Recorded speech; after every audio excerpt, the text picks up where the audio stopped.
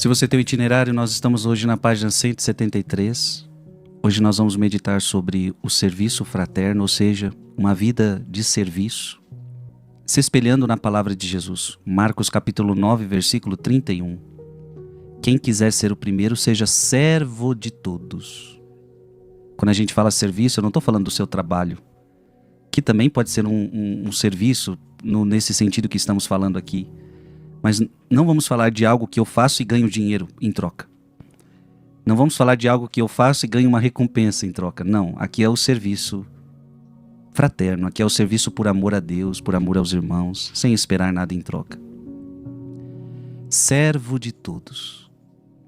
E neste primeiro mistério gozoso nós vamos contemplar o anúncio do anjo Gabriel à Virgem Maria. Eu já convido você a abrir sua palavra em Atos dos Apóstolos. Atos dos Apóstolos, capítulo 20. Atos dos Apóstolos, capítulo 20, versículo 35. E vamos ler só o finalzinho. É maior felicidade dar que receber. Aprende isso daqui. Porque o mundo quer ser feliz, mas às vezes não sabe como buscar essa felicidade. Todos querem ser felizes, mas buscam no lugar errado a felicidade. E está aqui o segredo da felicidade. A maior felicidade em dar que receber. Qual é a lógica do mundo? Quanto mais eu recebo, mais eu sou feliz. Quanto mais eu tenho oportunidade de fazer isso e aquilo, quanto mais eu tenho oportunidade de fazer aquilo que eu quero, mais eu sou feliz. Não, e a Bíblia está dizendo o contrário. A maior felicidade em dar que receber. A generosidade é a virtude da alma livre. Quando damos, não empobrecemos. Olha que bonito isso. Quando você dá, você não empobrece. Pelo contrário, você se enriquece interiormente. A dádiva que parte do coração retorna como graça e torna o doador bem-aventurado diante de Deus. Aquilo que você dá para o outro, na verdade, retorna para você. A Virgem Maria responde para o anjo: eis aqui a serva do Senhor. Faça-se em mim segundo a tua palavra. Você pode abrir sua palavra em Romanos capítulo 12. Romanos capítulo 12, versículo 10. Amai-vos mutuamente com afeição terna e fraternal. Olha o que Jesus está falando para você. Amai-vos mutuamente com afeição terna e fraternal. Adiantai-vos em honrar um aos outros. Olha que bonita essa palavra, adiante-se. O amor, ele não fica esperando, o amor, ele se adianta. Muitas vezes o que nos faz esperar a iniciativa ser do outro é o nosso orgulho. Não é o outro que tem que vir, é o outro que tem que chegar, é o outro que tem que fazer, é o outro. Mas o amor, ele não espera, o amor, ele se adianta.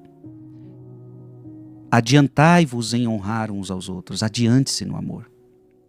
E por que tudo isso? Porque a caridade cristã, ela não é fria, ela é fervorosa. A palavra de Deus disse com afeição terna. Ou seja, o amor não deve ser só de boca, mas de coração.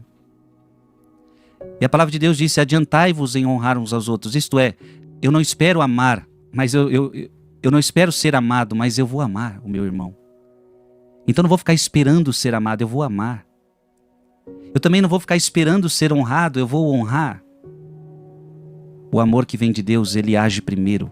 Ele não fica parado no seu egoísmo, ele não fica parado no seu medo, ele não fica parado no seu orgulho, ele não fica parado na sua vaidade.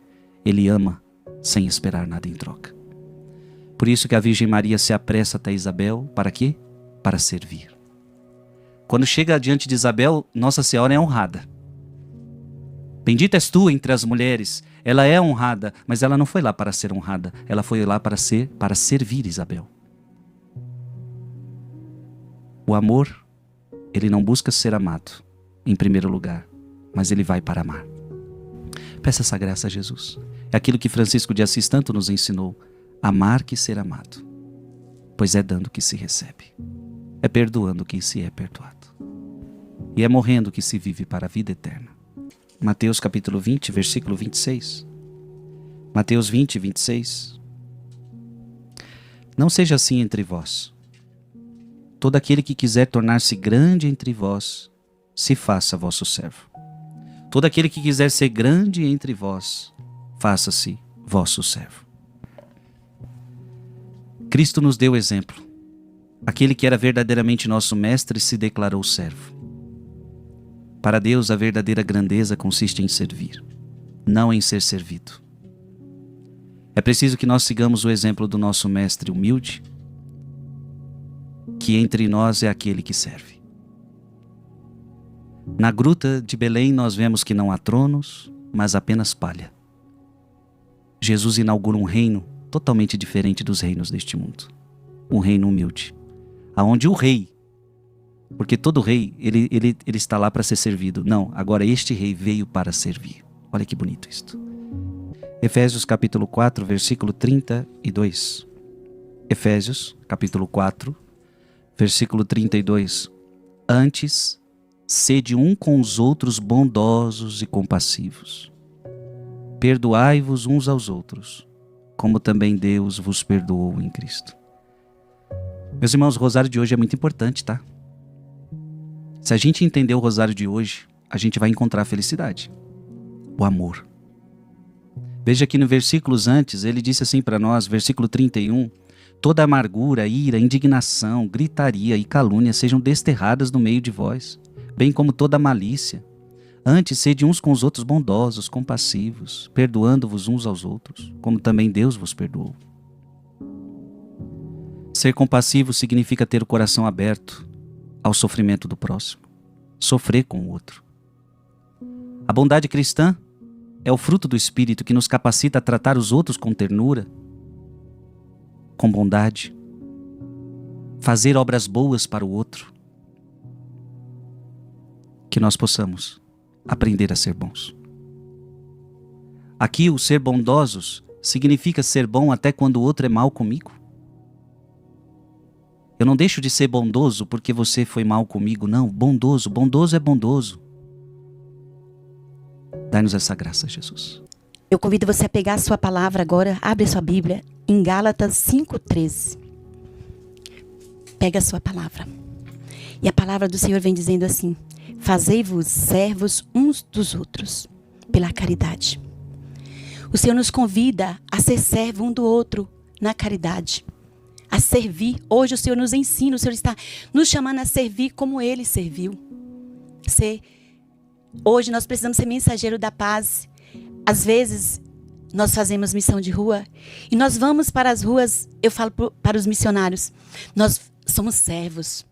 Às vezes nós não somos bem recebidos por alguns deles, às vezes está alterados. E eu falo, olha nos olhos deles e somente ama, porque é isso que Jesus fazia. Vamos parar de vir aqui? Não, nós temos que continuar, porque Ele precisa. Eles precisam que nós viemos aqui para trazer o amor que eles não conhecem. O mundo não sabe trazer este amor. Mas nós viemos que nós somos enviados por Deus para amar. Então, faça-se servo um do outro mesmo dentro da sua casa. É difícil servir, mas pede a graça para Jesus, porque Ele é o servo fiel e é Ele que nos ensina. O amor torna-nos servos humildes uns dos outros. Aquele que ama o próximo como deve, não acusa. Ser-lhe servo, a caridade dissolve toda a arrogância. A caridade, ela vem dissolvendo, ela vem acabando com toda a nossa arrogância, mais poderosos que o fogo derrete a cera, manifestando o verdadeiro afeto cristão. Então, amados, hoje essa palavra é para mim, é para você, é para nós. O encontro dos doutores, o menino nos ensina sendo servo. Ali, ele encontra com os doutores da lei. O que ele estava sendo ali? Ele sendo rei, ele estava servindo. Ele estava ali prestando solidariedade, servindo a eles, levando este amor que ele nos ensina a levar nos dias de hoje. Agora eu posso ver, Jesus. A cada palavra, a cada rosário a gente vai enxergando mais. Você está entendendo isso? A cada palavra de Deus, a cada rosário a gente vai enxergando mais. E agora eu estou falando de olhos espirituais. Abra sua palavra em Filipenses capítulo 2, versículo 3. Vamos enxergar mais agora. A cada palavra você enxerga mais. Filipenses capítulo 2, versículo 3. Nada façais por espírito de partido ou vanglória, mas que a humildade vos ensine a considerar os outros superiores a vós mesmos. E, meu Deus, que palavra forte. Tudo que eu vou fazer não pode ter a vanglória envolvida. Não pode ter vaidade. Não pode ter orgulho. Não pode colocar o outro para baixo. O que adianta você crescer diminuindo o outro? O que adianta você crescer puxando o tapete do outro? Mas olha que a Bíblia está falando, considerar o outro maior do que eu. O outro maior do que eu. E por que eu considero o outro maior que eu? Só se você tiver humildade. A humildade de reconhecer os seus pecados. A humildade de dizer assim, não, eu sei que eu sou um grande pecador. E aquele ali é maior do que eu. É superior a mim. Portanto, a humildade, ela exige sujeição ao próximo. Considerando que cada um tem de Deus. Devemos não sujeitar aos dons divinos que outros possuem, reconhecendo que os nossos próprios dons vêm de Deus e não de nós mesmos. Então o dom que eu tenho, na verdade, vem de Deus, não vem de mim. E isso evita a vanglória. No batismo, Jesus faz um ato de humildade. Ele se ajoelha, ele pede o batismo para João Batista. E João Batista diz, não, sou eu que devo ser batizado por ti. Mas Jesus, ele é humilde e aceita o batismo de João para nos dar um exemplo de humildade. Abra sua Bíblia em 2 Coríntios. 2 Coríntios, capítulo 4, versículo 5.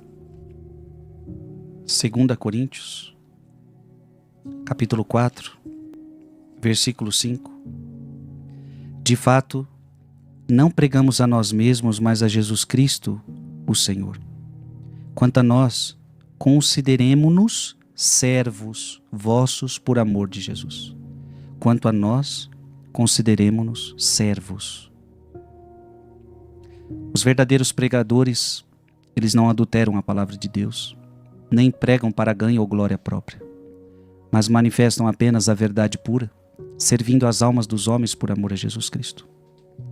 O pregador que quer pregar somente Cristo, ele deve esquecer-se de si mesmo.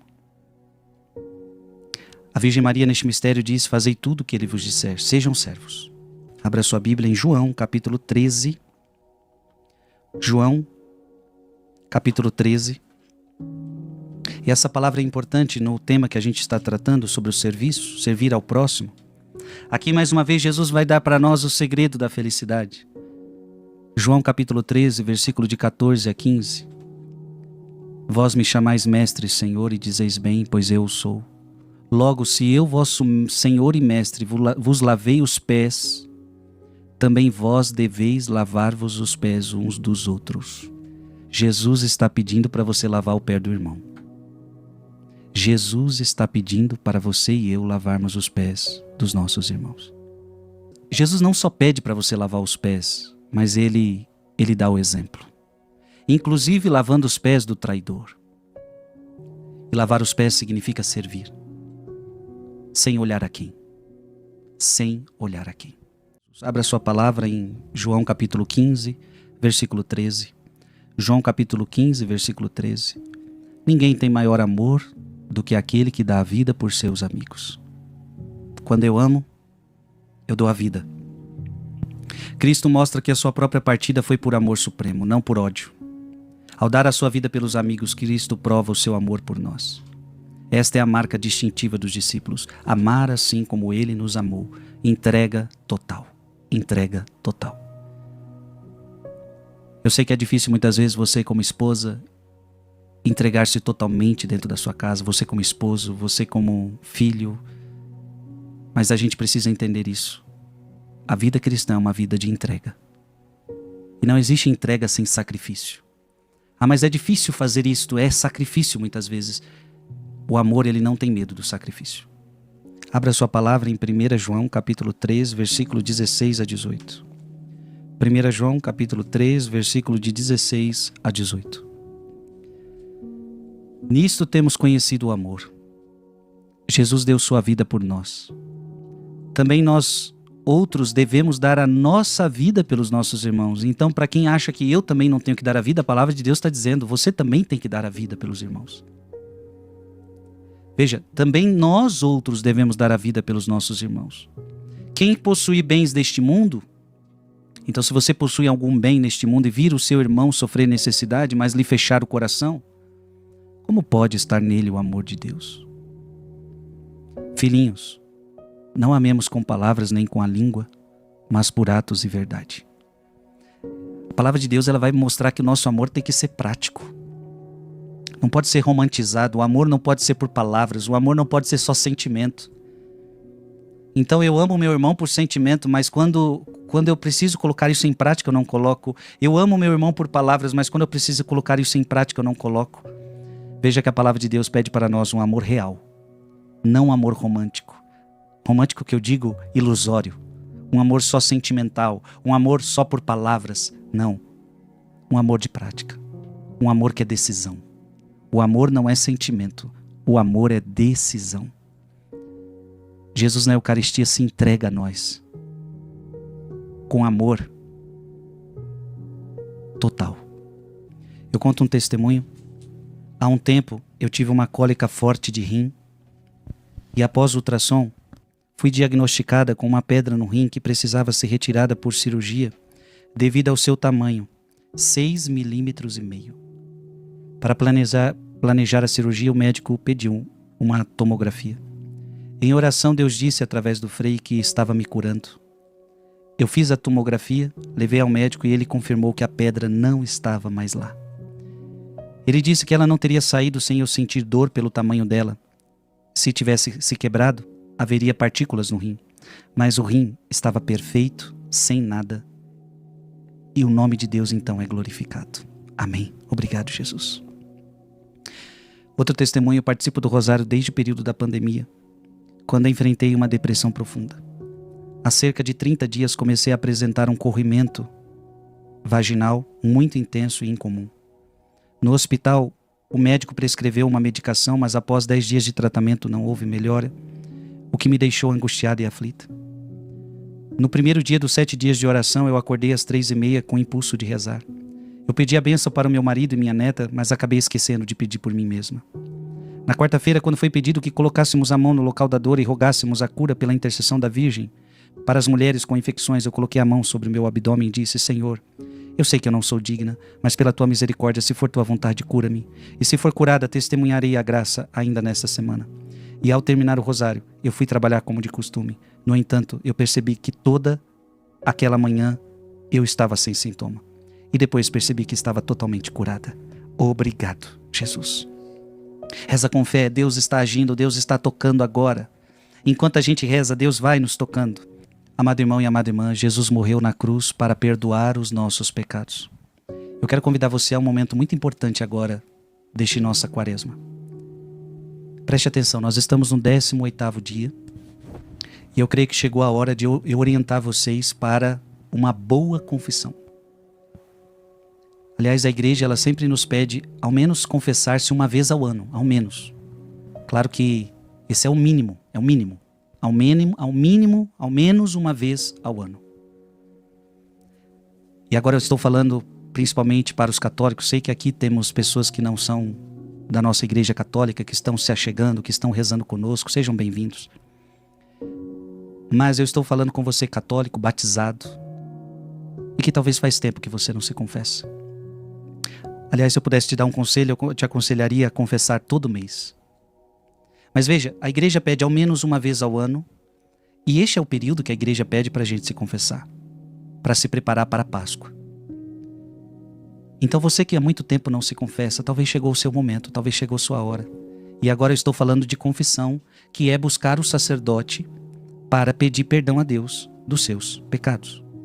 Essa palavra, ir confessar os nossos pecados, é muito importante. Vou até abrir aqui a palavra para que você entenda o que eu estou falando.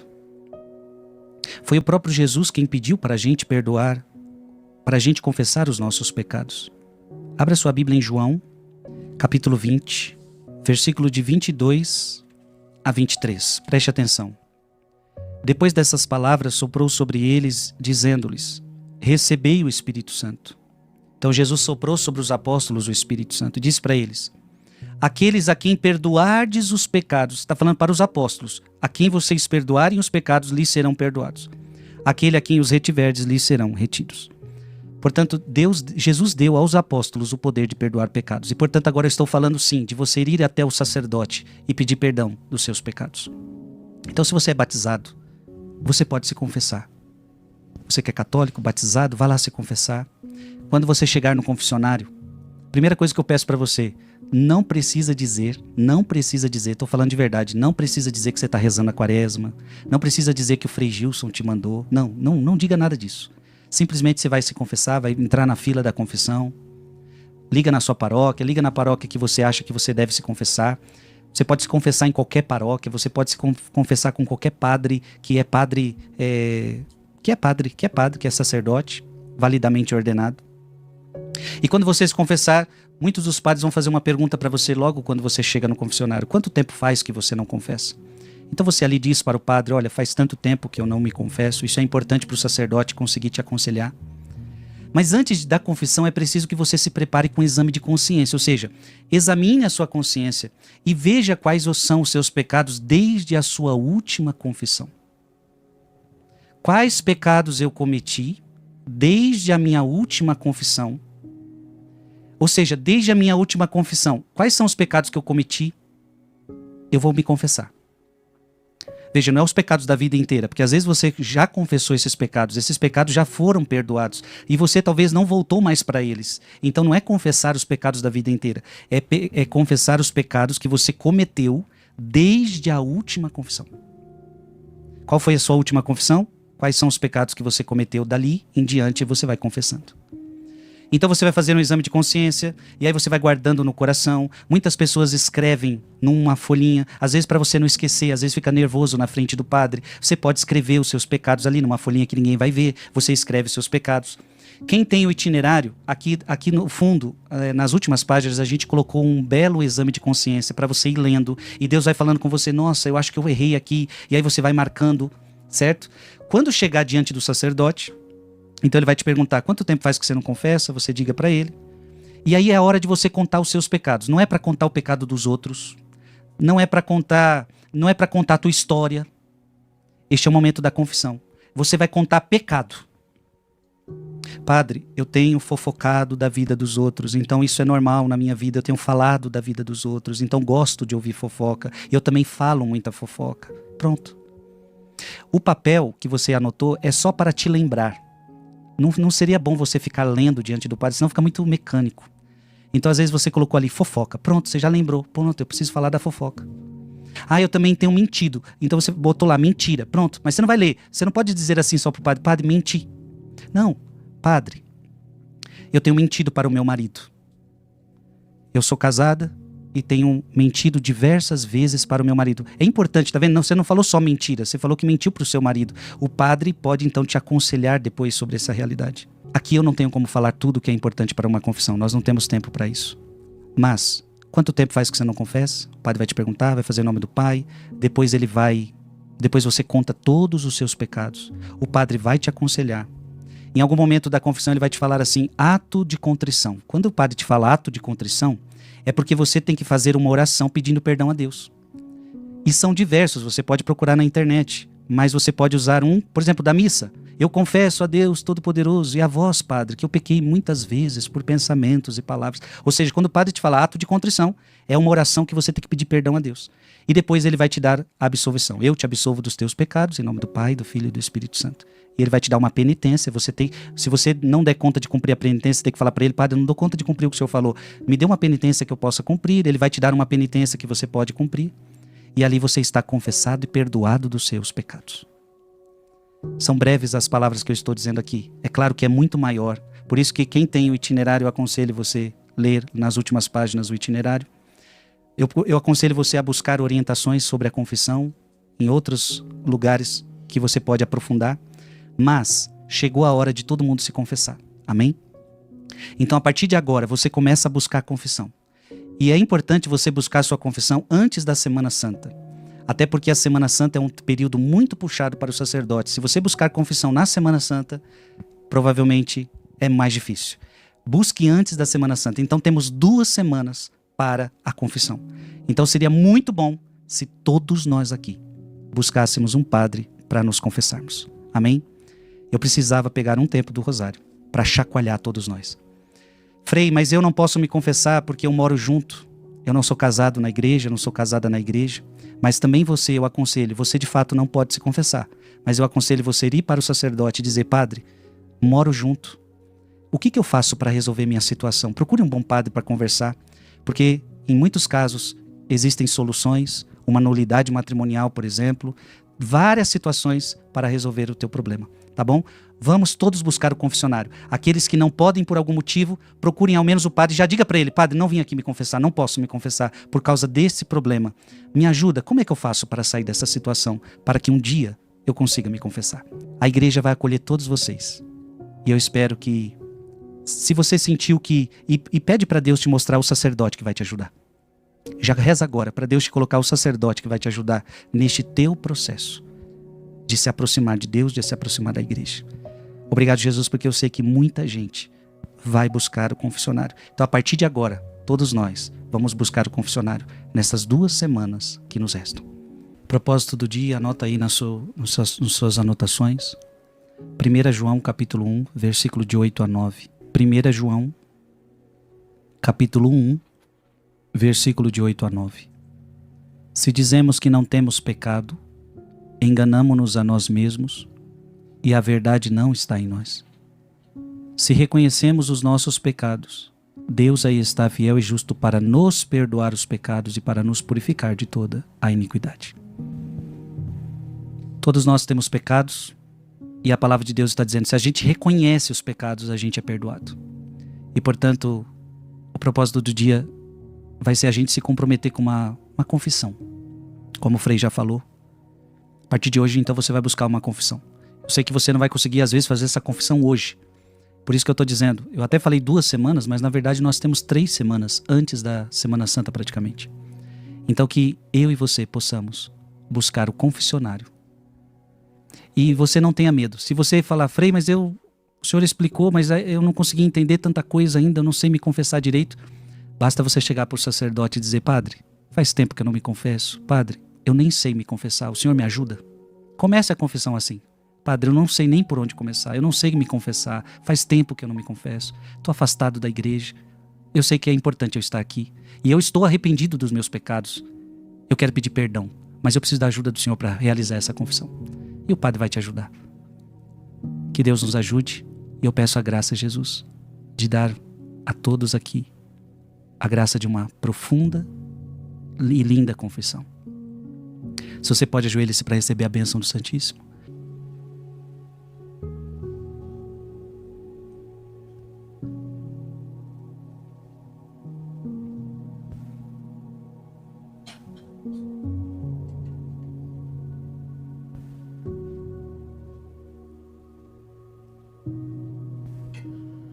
Graças e louvores sejam dados a todo momento ao Santíssimo e Diviníssimo Sacramento. Graças e louvores sejam dados a todo momento ao Santíssimo e Diviníssimo Sacramento.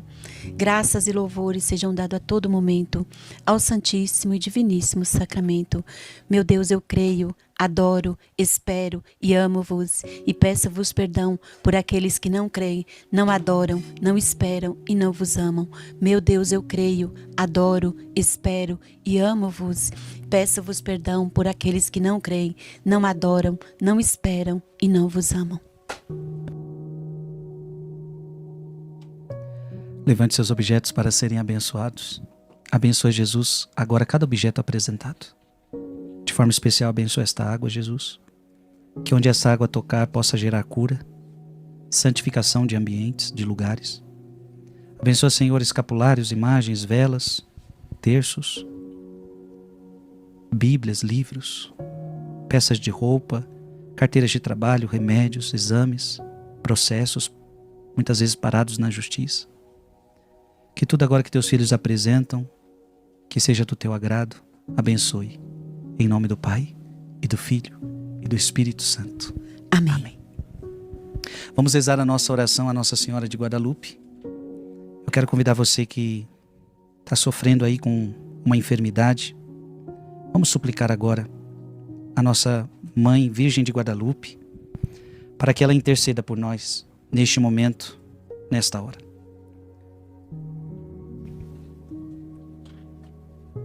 Eu conto um testemunho para aumentar a sua fé, a nossa fé. Durante os 40 dias com São Miguel, meu pedido era a graça de engravidar.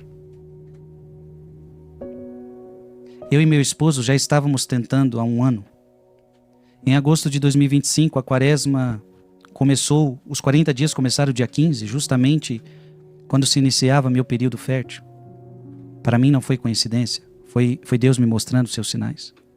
Durante um evento de oração, um padre disse: você que está assistindo este rosário, vai engravidar. Daqui a 2 semanas faça o teste de gravidez, porque você estará grávida. Naquele instante eu tomei posse daquela palavra com toda a minha fé. 2 semanas depois, comprei o teste, mas não tive coragem de fazer. O medo de ver negativo novamente falou mais alto. Naquela noite fui à missa e o padre falou que tudo acontece no tempo de Deus e que era preciso esperar e confiar, sair dali em paz. Alguns dias depois fiz o teste. Quando olhei, já estavam 2 tracinhos. Lá estavam 2 tracinhos. Era o dia 27 de setembro, um sábado, quase no fim dos 40 dias com São Miguel. Hoje estou grávida de 9 semanas. E eu já consegui ouvir o coração do meu bebê. É uma emoção indescritível. Sinto uma gratidão imensa a Deus e ao Santo Rosário, a São Miguel Arcanjo, a Nossa Senhora de Guadalupe, que intercederam por nós com tanto amor. Deus é fiel. Obrigado, Jesus. Conto mais um testemunho. Durante muito tempo, eu perdi a fé. Passei por tantas tribulações que cheguei a negar Jesus e dizer que ele não existia. Mas Deus nunca desistiu de mim. Meu esposo levou uma furada no pé e pegou uma bactéria grave. Começou a inchar, a pressão ficou muito alta. O médico disse que todos os órgãos estavam comprometidos, com veias dilatadas e acúmulo de líquidos no abdômen. Entrei em desespero e temi perder o homem que amo. Aconselhada por amigos, eu e meu marido começamos a acompanhar os últimos 7 dias dos 40 dias com São Miguel. A cada pregação minhas lágrimas caíam e eu sentia algo inexplicável. Mesmo cansados e dormindo pouco por causa das idas e vindas do hospital, encontrávamos um horário para rezar e assistir juntos. Continuei pedindo a Deus e a intercessão de Nossa Senhora de Guadalupe pela cura dele. 8 dias depois, voltamos ao médico com novos exames e, pela glória de Deus, meu esposo estava completamente curado. A bactéria já havia desaparecido e todos os órgãos estavam perfeitos. Nesse dia recuperei minha fé. Desde então, nunca mais paramos de rezar e agradecer a Deus. Nada nem ninguém vai tirar novamente a nossa fé. Amém. Que coisa linda. Coloque a mão na sua enfermidade. Pede agora o teu milagre para Jesus. Pela intercessão de Nossa Senhora de Guadalupe. E repete comigo com fé. Imaculada Mãe. Imaculada Mãe. Santa Maria de Guadalupe. Santa Maria de Guadalupe. Saúde dos doentes. Saúde dos doentes. Nas tuas mãos de enfermeira celestial. Nas tuas mãos de enfermeira que celestial. Curaram João Bernardino. Que curaram João Bernardino. E nos trouxeram rio de luz. E nos trouxeram rio de luz. De vida e de saúde. De vida e de saúde. Coloca a minha fé. Coloca a minha fé. A minha esperança. A minha esperança. E todos os meus sofrimentos. E todos os meus sofrimentos. Diga o nome dos teus sofrimentos. Nossa Senhora de Guadalupe, ela, na sua aparição, ela dizia: eu quero ouvir os teus lamentos. Eu quero ouvir as tuas tristezas. Eu quero ouvir. Fala para ela os teus sofrimentos. Fala o nome dessa doença e fala: mãe, leva para Jesus essa doença. Traz a cura de Jesus para mim. Para que os possa unir à paixão do teu Filho Jesus Cristo. Para que os possa unir à paixão do teu Filho Jesus Cristo. Como meio de salvação para mim e meus irmãos. Como meio de salvação para mim e os meus irmãos. A partir deste momento. A partir deste momento. Aceito tudo. Aceito tudo. O que o Sagrado Coração do seu Filho me enviar. O que o Sagrado Coração do seu Filho me enviar. Quero completar na minha vida. Quero completar na minha vida. O que falta a sua paixão redentora. O que falta a sua paixão redentora. Confio que me dará força. Confio que me dará força. E tudo que eu precisar. E tudo que eu precisar. Para encontrar minha saúde espiritual. Para encontrar minha saúde espiritual. E também a minha saúde física. E também a minha saúde física. Se for para a glória de Deus. Se for para a glória de Deus. E o verdadeiro bem de minha alma. E o verdadeiro bem de minha alma. Amém. Amém. Nossa Senhora de Guadalupe. Rogai por nós. Nossa Senhora Virgem de Guadalupe. Rogai por nós. Nossa Senhora Virgem de Guadalupe. Rogai por nós. Amém. Amém. Glória a Deus. Obrigado, Jesus. Que alegria estar com você aqui todos os dias. Amanhã a gente se encontra, se Deus quiser.